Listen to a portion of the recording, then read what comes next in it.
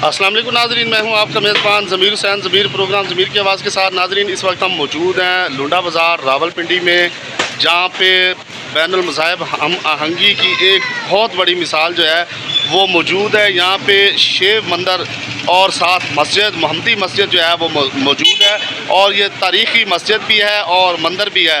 मंदिर जो है ये क़याम पाकिस्तान से पहले कायम किया गया था, और बाक़ायदा तौर पर 1930 में ये मंदिर जो है वो बनाया गया था, जबकि उसके साथ ही साथ जो है ये उस दौर में मोहम्मदी मस्जिद जो उसके साथ है वो मौजूद थी। और अब ये मोहम्मदी मस्जिद जो है अब भी कायम है, उसके साथ शेव मंदिर जो है वो अब भी मौजूद है, क्योंकि ये जब क़याम पाकिस्तान से पहले का ये मंदिर और मस्जिद मौजूद है, और फिर उसके बाद पाकिस्तान जब बना, फिर क़याम पाकिस्तान के बाद जो है लोग यहाँ से जो है वो शिफ्ट हुए, लेकिन उसके बाद भी मंदिर आज तक जो है वो गिराया नहीं गया और किसी किस्म का मंदिर को नुकसान नहीं पहुँचाया गया।